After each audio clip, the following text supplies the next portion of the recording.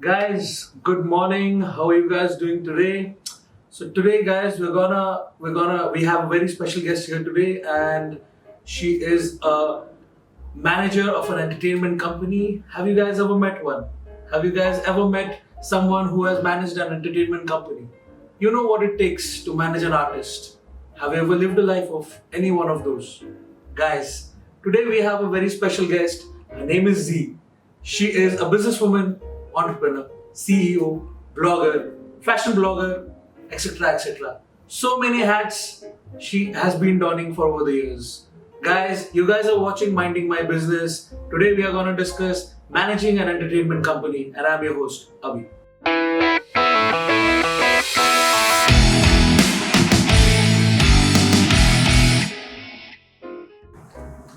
Z, welcome to the show, Minding My Business. And because we have a very limited time, so I want to straight away get to the point.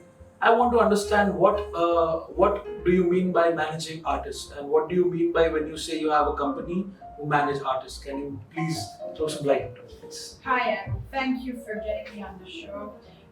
Managing artists. So, as an entertainment company, we have two kind of different sides. One side are the services, and then the other side is the entertainment. In the services, we actually do health and wellness awarenesses. We do production, screenwriting, playwriting.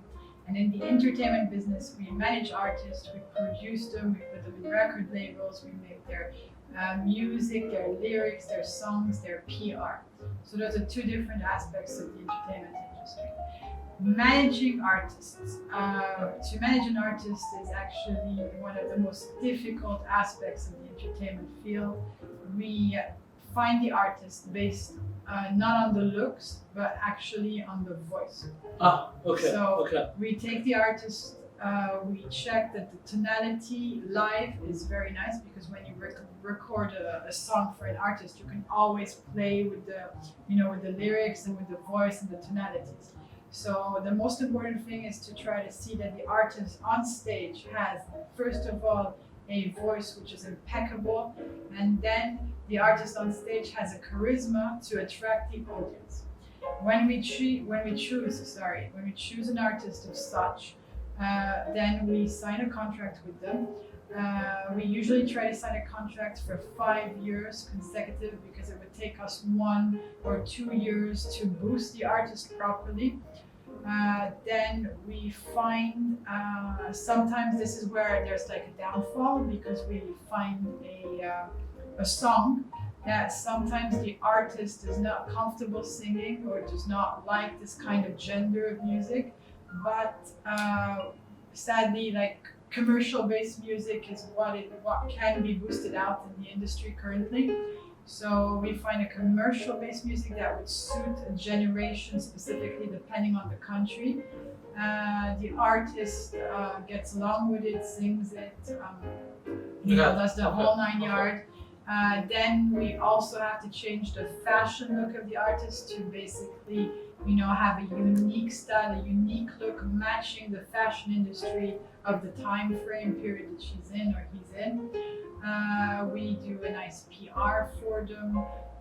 We launch their marketing product around, and then we The whole chain of hosting a whole event. Yeah. I mean, putting up a whole event. Yeah, putting a whole event. Okay. And then we find them gigs where they take control, they take over. It's not very easy, because not most of the artists like what we present. Correct. But the benefit is that They get the audience. they get the audience. They get the Yeah, audience. and then when they reach success, they can do anything they want. They can do it. Yeah. So. See, I mean, seeing your profile, I mean, I see that you guys have managed Chris Brown, 50 Cent, Eagles. I mean, can you tell me, I mean, how did you manage, and what all? I mean, were there similar services, or like you guys had to bend down, maybe give something extra, because they are such huge artists? No, we didn't manage them. We actually organized concerts for them. Okay. We organized concerts for many of the top 50 artists in the world. That was on a constant basis since 2008. It was not easy. We don't see a concert as a as the people would go and watch a concert. Correct. We, as an artist, as an event company and an entertainment company, we actually organize the concert, so it's a whole different aspect towards viewing a concert or enjoying the concert. Now, the top 50 artists have a lot of demands, and it has to be perfect. It has to be done perfectly, and as per the contracts that are given from the managers of these artists, we are not allowed to default in any particular thing. If it comes to even if it comes to the water temperature or the hotel stay, where the Otherwise concert, they'll go bonkers. Yeah. otherwise it would be cancelled completely. It's very tough with the top 50 artists around, the top 50s. It's very tough. The smaller artists are a bit easier to manage. The top 50 artists are very demanding, obviously with their lifestyle. Okay. It's not very easy, but we managed to do it perfectly. It's very stressful. Okay. It's a very stressful scenario. We are actually, when the concert is over and the outcome is good, we are actually very happy. We tend never to watch the concert as a normal person coming to the concert to watch it. We never enjoy it.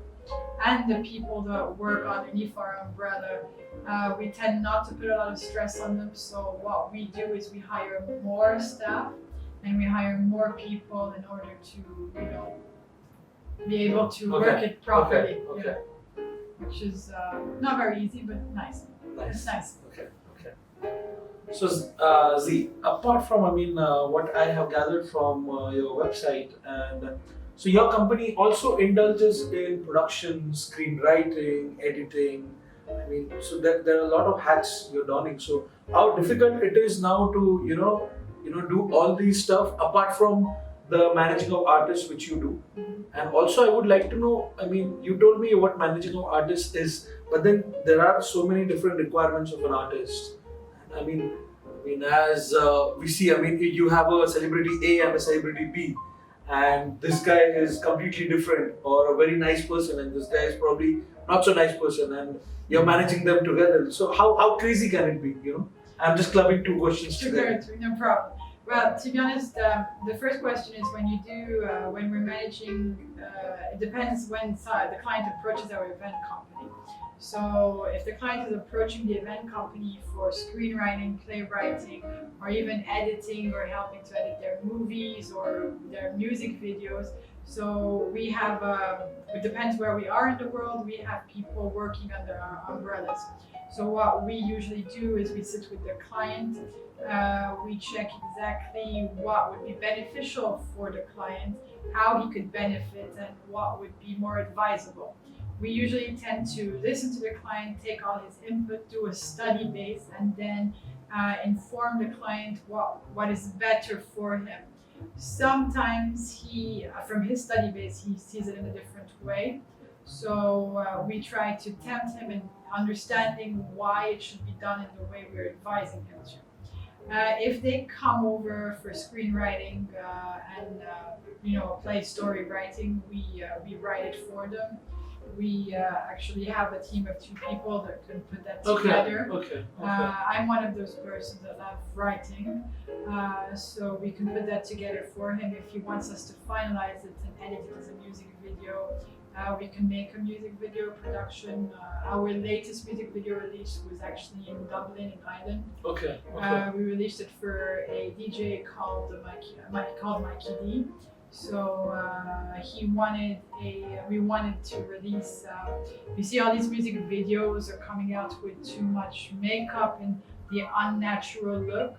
So this DJ decided to release his song called "Live and Love." To make it as natural as possible. Okay. He put a bit of the magical kind of love story to it, but everything else was a complete natural look. It looked like a normal nightclub that you would see back in the 90s. So it was very interesting to do that. It was the latest one we did. And unfortunately, we had many lined up, but due to our situation currently, we stopped every production. Yes.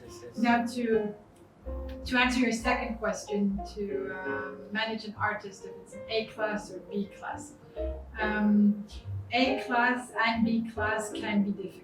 you would actually, with all respect to all artists, we have to make sure again that the artist is happy. Okay. Yeah. As long, Yeah.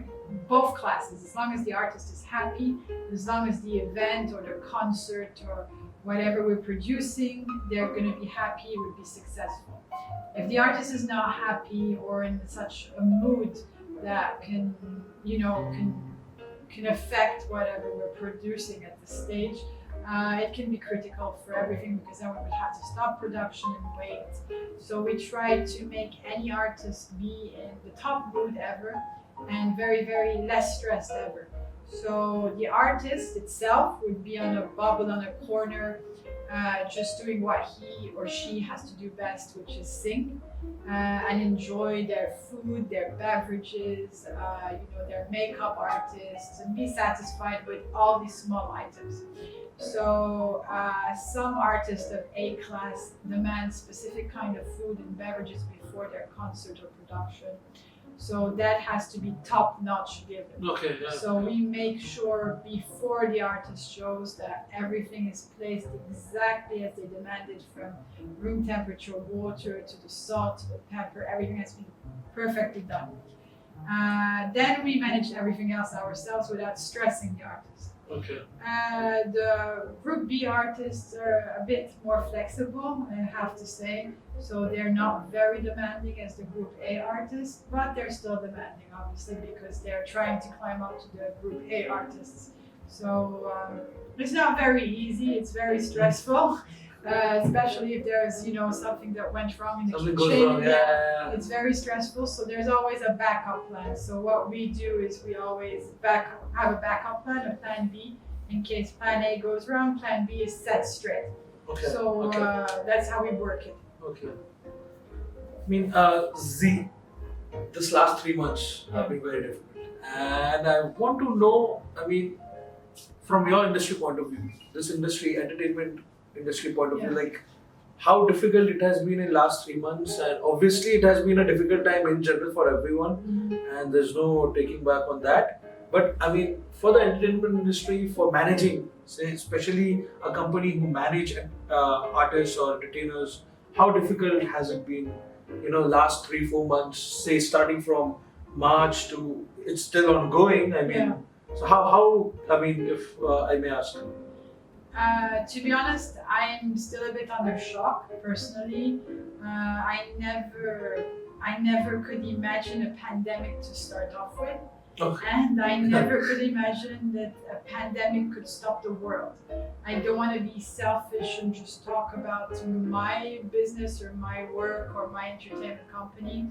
I can only start to imagine, like, it just sank in slowly in degradation, where I see even the tourism industry got impacted, like many other industries. But if I had to talk about my work myself and my industry myself, it was a big bang hit.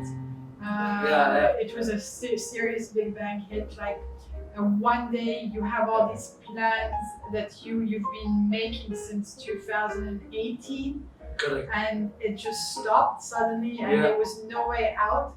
So I remember very well in March, no matter how I tried to find a way out, there was no way out at all. So your plans like got cancelled for like a long time, or like you still think that there are a few things you could still do, say maybe in next 2-3 months, or you think they're all like completely trashed? Sadly, to be honest, I think it's completely trashed till 2021. Oh, so sad. Sadly, so I think I lost a year of work that might put me back 3 years in time. Oh, okay. So okay. Because what's funny is that I never thought of this. I always thought that the entertainment industry and the tourism industry are the only two solid industries in the world, which would still business, stands, which would still stand. Yeah. So I never thought that a couple of months of no work could lead to this. Yeah, could lead to this disaster. So I agree. I mean, I've been talking to so many people, and most of them, I mean, obviously the hit is big, but everyone talks about the whole 2020, becoming such such impactful that they don't have work and Yeah. they're not yielding much, and that's people are talking now about December, because they still don't expect anything to start, say, till the end of the year. So that way, I mean, yeah, that's why I wanted to know specifically for entertainment industry what's with this one. It's the problem is in the entertainment industry, it's hard to pick up because we're still in a phase of not knowing. So this not knowing phase has caused It's not helping. Yeah. is not helping. If we knew what could if we knew what the governments could are thinking or planning, it would help better. But the not knowing phase is not helping. And sadly to say this, and it's very logical. When you go to a country for tourism, if you do not have any entertainment, it will not boom because entertainment is linked with tourism as one boat. So it's not only about going out to a restaurant and having a meal. It's not the same thing. It's about going out to a restaurant, having a meal, going dancing, seeing a concert, being in a country where the country used to boom. Like currently we're in Dubai. So Dubai's tourism and entertainment were linked in one. So if the tourism opens up, the entertainment has to open up. Yeah. Because people come to Dubai for their best clubs and their prestigious outlook and elegancy and their concerts that that's is really vavavoom compared to other countries. Correct. So if this does not open, this will not balance. That's how I see it personally. Yeah, true.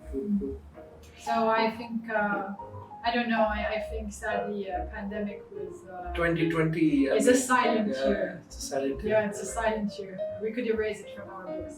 Yes. Guys, so we have come to the end of this podcast, and thank you, Z, for being in Minding My Business. And guys, please subscribe to my channel, BNB. Z's Instagram handle is there in the description. Please give her a follow. Watch out this space for more content.